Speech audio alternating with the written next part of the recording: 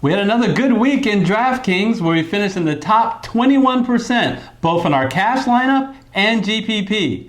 We'll go over that and get you ready for week 3 with a great lineup on DraftKings, all coming up next.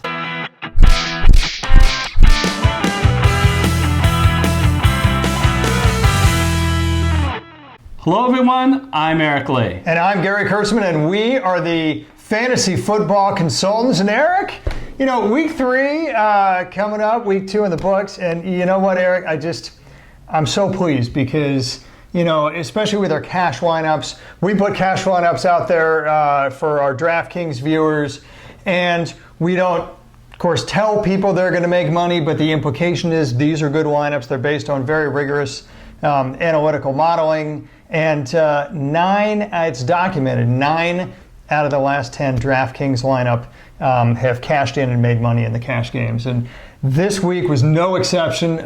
Just really pleased and really proud with that. Including the first 2 this year. This is going to stop. At some point, it's a little unsustainable. At some point, we're going to get you at the same time. A DraftKings lineup that won't cash. But we're going to continue to try to use the principles that we have taught in our DFS Master Class, and we think over time, it's going to make you money. Absolutely, there's no question about it. And so far, that has proven true. Pat Mahomes, again, was well worth the money. That second quarter he had in Oakland was outstanding. I think he got over 50% of his total points for the game in the second quarter. Well over, actually. Cooper Kupp against New Orleans, and you can't sleep on that New England defense.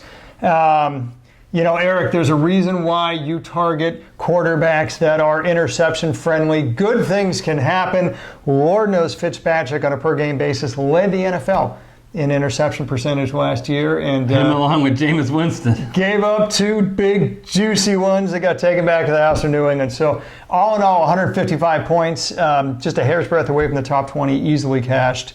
That just, you know, continues to be great outcomes. All right, so we are running a weekly contest here where we're asking our viewers to enter into the YouTube comment section a particular challenge for the week. Last week it was pick the highest scoring running back on DraftKings on the main slate. So no one who plays Thursday, no one who plays Sunday night, no one who plays Monday night. And guess what? We've got the results. We have 4 winners. Alabama Jones and Patrick Griggs have qualified because they picked Dallben Cook, and what a good game Dallben Cook had. Nice pick, guys. Thanks to that 74-yard touchdown run. Also qualifying is Larry Mack and Fernando Ramirez, thanks to Austin Eckler. We have a 5th qualifier. This is the easiest way to qualify for the for our league. Yeah, iTunes, right? Simply go to iTunes, leave a 5-star review, and say something nice about the show, and put your DraftKings username. That will let us know that you're leaving this comment to try to get into the DraftKings League. And we do have a winner this week, JSpin1901. You also have qualified. So all the qualifiers are going to be on our website as we accumulate what happens between week 1 through 9 on DraftKings, or 1 through 10 on DraftKings. We're going to accumulate qualifiers, and everybody who qualifies, Gary, gets to participate in a league for 4 weeks, where each week the highest score on DraftKings, you fill out a complete lineup on DraftKings, the highest score is going to take home $50. So you win that 4 straight weeks, you take the entire $200. So you're going to be competing against me and Gary. So you got to beat us out, and you also have Shouldn't be too hard, right? No, right. That would be the easy part. But you have to beat out a whole bunch of really smart people in our community. So that's the contest. So between week 1 and week 10, we're going to be continuing to have these qualifiers, and the qualifying contest this week is actually the same as last week. Pick the running back in the main slate on DraftKings, which is going to be the highest scoring. You enter 3 things in the YouTube comment. 1, enter the player you think will be the highest scoring. It has to be a running back, has to be on the main slate. Second, pick your tiebreaker running back. It will only be used if other people picked your running back and we need to separate via tie. And then finally, the third thing, put in your DraftKings username. And please remember, Main Slate, Eric said it a few times, we got a few entries that picked like Nick Chubb on Monday Night Football, for instance. Somebody else picked Sunday Night Football. Please, Main Slate, and I know this seems obvious, Sunday morning, Sunday afternoon games, folks. That's the domain from which you need to pick. And please, make your picks before 10 o'clock Sunday morning. That's going to be our cutoff time. That's Pacific Standard Time. No matter what running back you pick. Right. Even if it's a 1 o'clock game Pacific time, 10 o'clock Pacific, we are cutting it off so we can do the tabulations and the calculations. All right, let's start talking about week 3, and we'll go into the DraftKings studio. All right, Gary, we're going to prepare our cash game lineup. This is for cash game, 50-50 on DraftKings. And we'll start at quarterback, but we've already filled out the lineup. And we know that we're going to spend some money elsewhere, so we're going to need to look for a bargain. And that's pretty typical, right? You want to spend up the money on running backs if you can. We cover this in the DFS Masters Class series. Right. The next position to return the best value for the price is wide receivers. Quarterbacks, paying up for a quarterback is a luxury, certainly not a necessity. It's more normal to look for bargains at quarterback. So what we're going to do is we're going to start with a guy who's not new to the NFL, Teddy Bridgewater. But according to DraftKings, I tell you, I don't get no respect at all. Oh, I'm scrolling down a ways, Eric. He is only 4,700. He's less than Sam Darnold. Sam Darnold's not even going to play, for crying out loud. Come on. Teddy Bridgewater is not a rookie. This guy has been around. And he inherits a New Orleans Saints team. Yeah.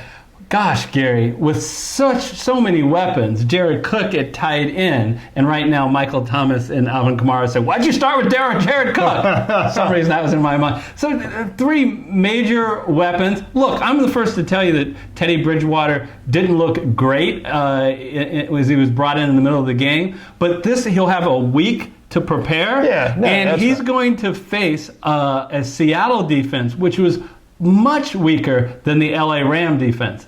Sean Payton actually said that, he blames the offensive line, so they're going to hopefully rectify that against an easier defense. Well, that and penalties, 11 penalties killed them too. But my goodness, come on, the guy's coming in mid-game, no warning, no nothing. He's going to have some rust. He has very few meaningful passes in the last 2 years. Right. Teddy Bridgewater, of course, is going to be rust. He's got a whole week to compare and prepare. And don't forget, look, who are they going against? This guy's Seattle Seahawks. Cover your ears for a second. I'm going to talk about the Seahawks.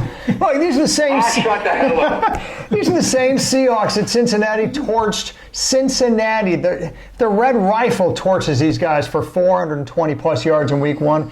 Mason Rudolph, led Pittsburgh to 26 points. Most of those were under Rudolph, by the way. If the Red Rifle and Mason Rudolph, can do that against the Seattle defense, I really think that Bridgewater is going to be okay. Don't forget, they think he's going to be the heir apparent quarterback of the future. I'm surprised the value is this low, quite frankly. All right. 2 words, 2-0. But his freaking Niners are 2-0, so I can't even get away with that. All right. Yeah, baby. So I just want to really quickly comment on Teddy Bridgewater. There's a little concern out there is what happens if he starts off really poorly and he gets benched. Just remember, Drew Brees is out 6 to 8 weeks. Is there a chance that Teddy Bridgewater could be benched during that 6 to 8 weeks? Absolutely, but I think that would be really rash in this very first game. No, they're not going to do it in the very first game. To bench him. So I feel comfortable with Teddy Bridgewater. Look, they didn't give him this big extension to call him the heir apparent for nothing. I mean, Taysom, look, if the guy, craps the bed, it's a couple games from now you might see Taysom Hill, but not this week. All right, so by saving money, Gary, at quarterback, we can open up the wallet to get sailor spending over here. Here we go. To get some really top running backs. Ezekiel Elliott. How about them Cowboys? He's a green in a sea of red and black. He's obviously got a great lineup. So Great matchup. He is back, Gary. He had 25 touches last week. Totally healthy. So, and look, his matchup, what would you like to have as a running back according to our DFS Master Class? You want to be home, check. And you want to be a favorite. Is Ezekiel Elliott, Gary, a favorite? 21.5 point favorites. That's the highest spread, opening spread in 30 years. So, yes. Yep. And I want to address something because I've seen people say out there, you know what? It's going to be a blowout. Then they'll take Ezekiel out. I don't want him. All right. Well, first of all, if it is like what everyone's saying, 31-3, then well, who got him there for crying out loud? Yeah. Who got him to 31-3? It's going to be Zeke Dog. You run all over Miami for crying out loud, or throw over the middle. Either way, Zeke Dog will get 30 touches in this game by the third quarter for crying out loud. Yeah, that's your worst case scenario. Dallas's defense is not New England's defense, folks. Dallas has only 2 sacks all year long. They only have 2 turnovers all year long. They, in looking at the teams that they have played, not world beaters, the Giants and the Redskins, those teams scored 17 and 21 points. So do I think that Miami's going to win? Of course not. But do I think that they can score just a little bit to keep the starters still in the game? I do. Well, and whether they do or whether they don't, I mean, for crying out loud, the New England running back squad as a whole got 30 touches. Dallas will get at least that. In fact, same stat for week 1 for that matter against Miami. And they're not going to bring Pollard in until this thing is out of hand. So I think Zeke Dog is a very safe pick at 8,900. Now, again, you want to pay up for running backs because more than any other position, the high-priced running backs returns the expected value more consistently at a higher rate than any other position. Why do I bring that up? Because I'm about to spend a lot of money on another high-priced running back. This time, show me the money. Dallben Cook, $7,800. Eric, I see this red 5 here. Sometimes, Eric. Ooh, I'm scared. This is deceiving because, of course, that's the opponent's ranking after only 2 games this season, okay? Let's be perfectly clear about the Raiders. Their defense has the 7th most yards allowed this year. They had the most yards in the NFL allowed last year. This is not a good Oakland defense. And is Minnesota going to get up on the Raiders? Well, according to Vegas, they will, because for God's sakes, they're favored by 7 points. It is the 3rd highest spread in football. Granted, not quite as high as the 21.5 Dallas Miami, but still, you love running backs who, regardless of whether it's home or on the road, you love running backs that have a spread of more than 3 points. Check on this one. Dallben Cook is going to get a lot of volume. How do I know this? Because in each of the first 2 games, he's gotten a lot of volume. Dallben Cook has gotten, on average, 25 touches here per game. There's no reason to believe why he won't get 25 touches. And if he does that against the Oakland defense, he is going to return a heck of a lot of value. I mean, Minnesota has a top 5 run-pass ratio this year. That's not going to change. The owner, the guy who pays the bills, has said that that's what he wants. I love the volume. I love the opportunity. And let's face it, Dallben Cook has the 2nd most fantasy points of any running back this year. Right, Austin Eckler, and we'll get to him later. So he's obviously returning value so far. He's got a great matchup against Oakland. Eric, I like him a lot. He's well worth the money. Yeah, I just emphasize that the Minnesota wants to run the ball. Oakland last week played the Chiefs. When the Chiefs got up, they don't mind continuing the pass. Not Minnesota. They want to run the ball, and as long as the game script is in their favor, and I think it will be, lines makers think it will be, 7-point spread, Dallben Cook should have a huge game. The one player I want, anything else on Dallben Cook? No, and the one thing running backs. I would like to say in running back is watch the news. We've said many times, you love those free square running backs. It appears that James Conner will play. At least he's claiming he's going to play. But we want to watch that news because if he does not play, Jalen Samuels traditionally is able to step into that role and have a very similar role as him, and Jalen Samuels is a lot cheaper. And Samuels got all the work, right? When Conner left in week 2, when he left with the leg injury, right? Samuels got all the work. He was essentially the bell cow running back to end the game. There's no reason to believe it would be any different. So that's right. Probably, it looks like Connor's going to play, but if not, absolutely great advice. Look out for Samuels and make sure we get him. We'll make sure we get him in our lineup. So check back on fantasyfootballconsultants.net on the website. Closer to game time, we do adjust cash game lineups based on late breaking news. Hey, Samuels is $5,300 on DraftKings. Yeah, which is a hell of a savings, obviously, versus Connor. So, Eric, let's go to wide receiver. We've spent a lot of money on running back so far. Spoiler alert, we're still going to spend a lot of money on the running back when we get to the flex position. Call us Congress. We got to get some bargains at wide receiver. But, Eric, I'll tell you, Marquise Hollywood Brown at 5,900. So we said bargains, so that's why you see me scrolling down the screen. Here's Marquise Brown. Eric, there's a lot to like about Marquise Brown. First of all, Marquise has a marquee name and marquee talent. The guy was the first wide receiver drafted in the 2019 draft. He's got the pedigree. He certainly got the experience in college. First wide receiver off the board. Well, he's got experience now in the pros, right? He has the fourth most fantasy points this year of any wide receiver. Look, here's the deal. You don't usually see Wookie. That's good. You don't. Chewbacca rarely does Chewbacca do well in fantasy football. Other guys who don't do well are rookie wide receivers. It usually takes to year 2 or 3. Look, they have fed this guy top 10 targets, and in fact, on a per play basis, this guy leads the NFL in air yards and yards after the catch. That's basically unheard of, right? And it certainly is 18 targets, leads all Ravens wide receivers. So he's not only got a high ceiling, he's also got a high floor. And with a pedigree like that at over only 5,900, Eric, it's a hell of a bargain. Not to mention the fact that he's going against KC. The odds makers certainly think that everybody's going to fall behind KC, right? Baltimore's no exception. You're going to have a lot of volume there. I love this value. It's not even close. This is the game that has the highest over and under on the main slate. 55 points. It's the only game in the 50s on the main slate. So we want to attack this game, and what a player to attack it with. Absolutely. So now, Eric, I'm going to go even further down the list here for the next values. I'm going to get to Mike Williams. Here we are at 4,900. What's Mike Williams done to deserve my trust? Through week 2, Eric, through 2 games of the season. And not much. Not much. Hasn't had much. What am I, crazy? What are you doing? You want high floors. You want high floors for cash games. Why don't Mike Williams? Look, here's the deal. He's played hurt for the past 2 weeks.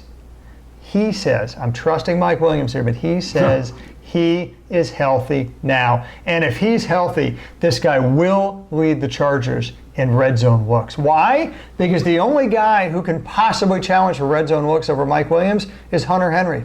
Hunter Henry is out.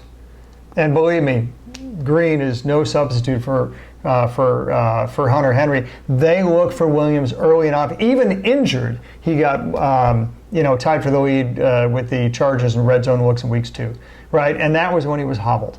And so I love the opportunity there. I also expect him to lead the league in targets, to challenge Keenan Allen, for targets over the middle. Now, Keenan Allen is always going to be the guy, right, who gets you between the 20s. I'm not saying he's not. But once they get past that 20, they look for Mike Williams. I really love the opportunity, especially in this game. If you look very carefully against Houston, Houston's got a very good offense, but their defense this year has been completely suspect. Notice the 26th ranked defense, right, for wide receivers. Eric, at 4,900, too juicy a value to pass up. Just bragged about Marquise Brown's over and under. The second highest over and under, it's tied, but the second highest at 48 points is this game. And an implied total the Chargers have of 25.5. So they think that they're going to score some points, and I'm happy with Mike Williams in this spot. And if they're scoring points, you got 2 names. You got Williams and you got Eckler.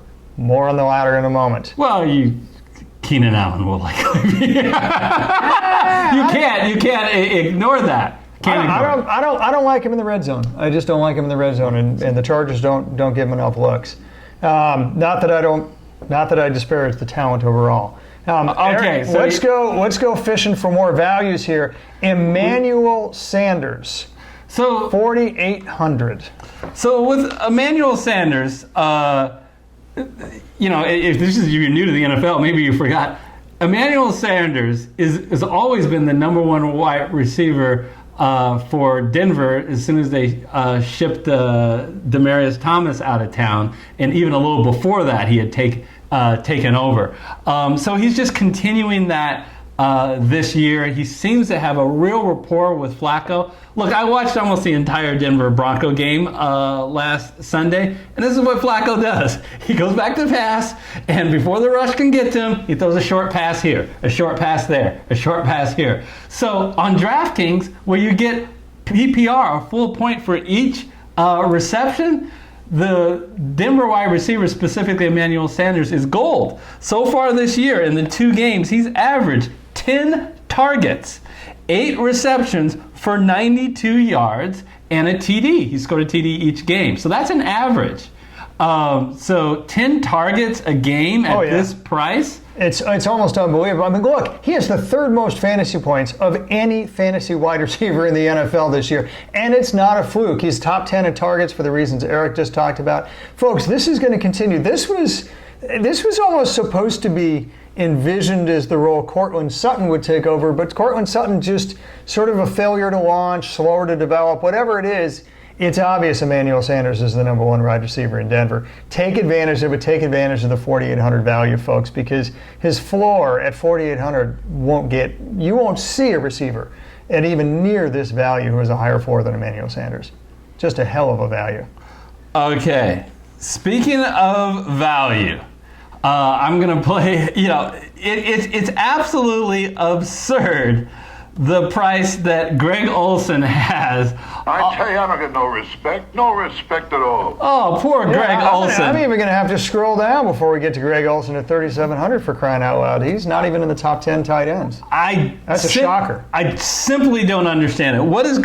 First of all, Greg Olson has been kind of the security blanket for many, many years on Carolina. Historically top 6 tight end in the NFL for years before he didn't play last year. Okay, so I have a quiz question for you, because one of the key things you should look for for tight ends is targets.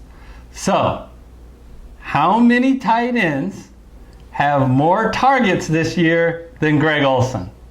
Little Jeopardy music. Dun, dun, dun. Mm-hmm. If you said just 2, you are correct. That is Zach Ertz and Evan Ingram. Notice I didn't say Travis Kelce. I didn't say George Kittle. Greg Olson has more targets than them. So he's back from his injury.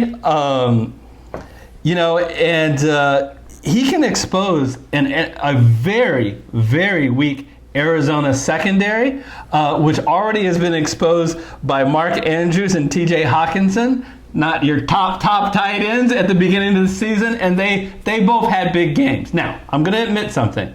It's unclear whether Cam Newton will play, but I still would feel comfortable with a backup throwing to, because he's going to have the shorter routes. Absolutely. I mean, look, here's the deal. Whether Cam Newton plays or not, Cam Newton seems to love dump-off passes. Maybe that's because he's pretty inaccurate on the longer passes. If it's his foot, if it's still remnants of his shoulder, I don't know. But you can't deny the fact that these guys got the lowest DDOT of anybody in the NFL. If you don't know what DDOT is, please look it up. Gary, the reality is this. I got a message from Cam Newton. I'll play it. Shut the hell up. Go on. Look, the guy dump-off passes. So if you're a Christian McCaffrey owner, right, or if you're a Greg Olson owner, it's not necessarily a bad thing Cam Newton's woes. And even if he's gone backup quarterbacks, they have a history of dump-off passes. I mean, if you're Curtis Samuel or DJ Moore owners, you should be worried. But if you're a Greg Olson owner, it's more of an opportunity than it is a detriment. Agreed. So, Gary, we're looking at 90,300 total for our flex and our defense. Oh, can we pay up for a running back, please? If we play up for a running back, we'll not be left much at defense. But wow, you sound like my mother. If you eat all this now, you won't have room for dinner. So where are we going? Please, can I pay up for a running back? There is a running back that has such an incredibly high floor as well as a high ceiling. Folks, I'm going to put my cursor on him. Here we are. Austin Eckler has the highest fantasy points of any running back this season.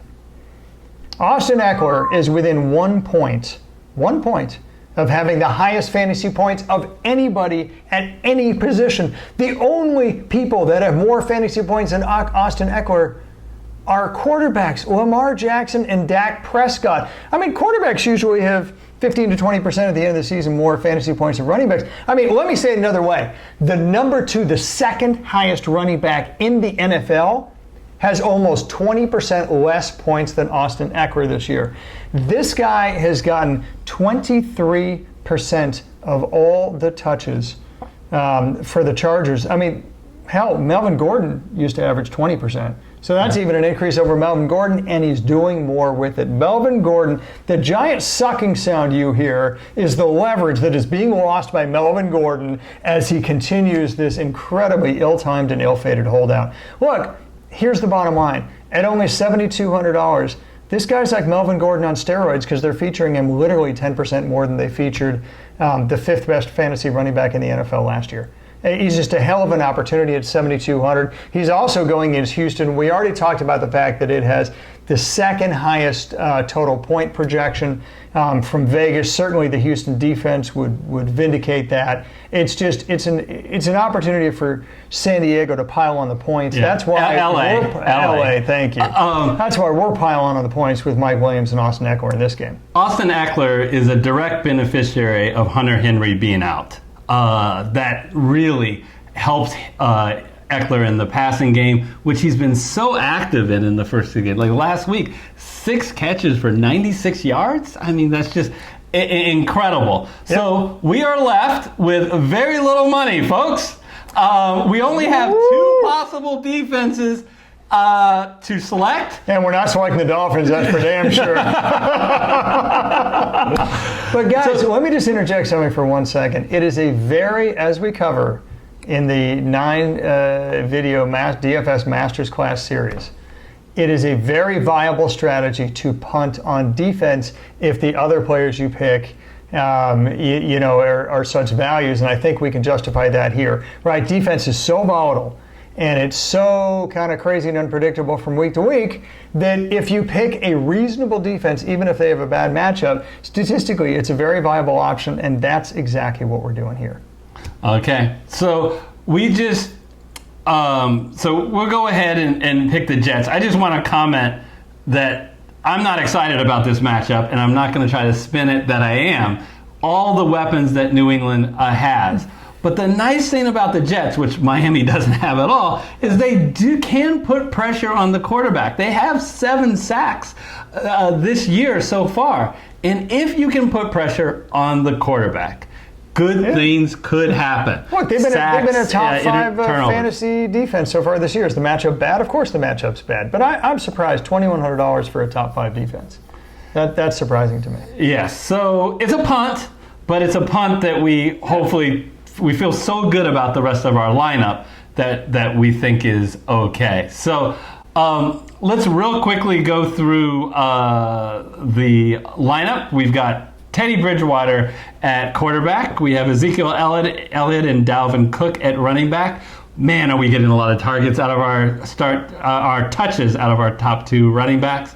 Then the wide receivers, Marquise Brown, Mike Williams, and Emmanuel Sanders.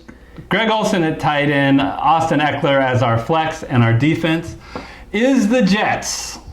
Eric, I think it's a powerhouse lineup. We're obviously going heavy on running back. That's a great strategy for cash games. The high-priced running backs return the best value the most consistently. We got three in Elliott, Cook, and Eckler. I think we got great value at wide receiver and incredible value at tight end. Eric, I think the lineup's going to play pretty well. So the one thing that I wanted to mention when we were at wide receiver, a guy that we couldn't quite fit in was Mike Evans. So if you take a look at Mike Evans, Gary, at wide receiver and see his price, Mike Evans has been ill the first 2 weeks. Says he's better now.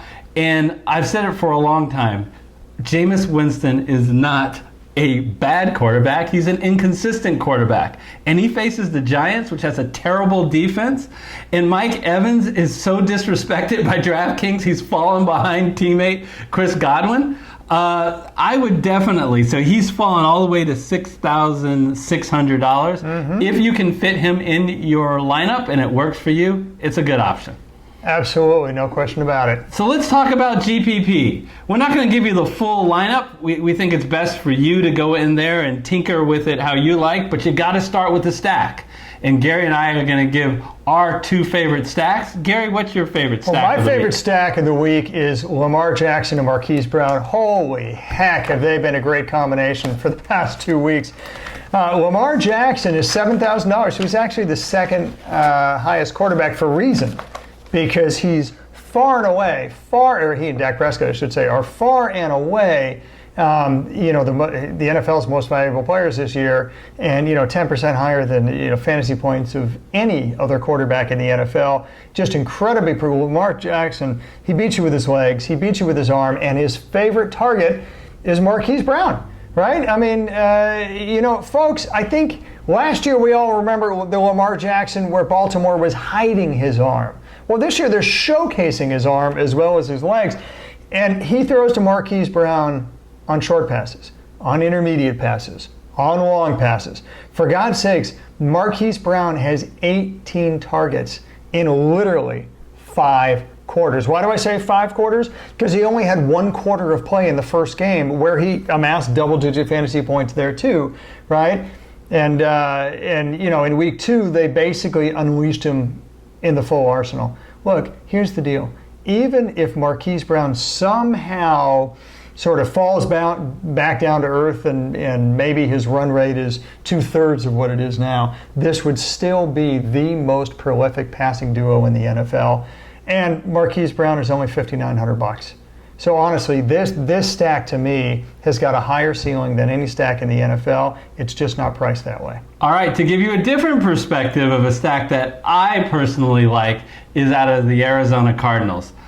Kyler Murray, who has a huge ceiling. Why? He throws, the first 2 games he's thrown for over 300 yards. And so far, he's done nothing on the ground.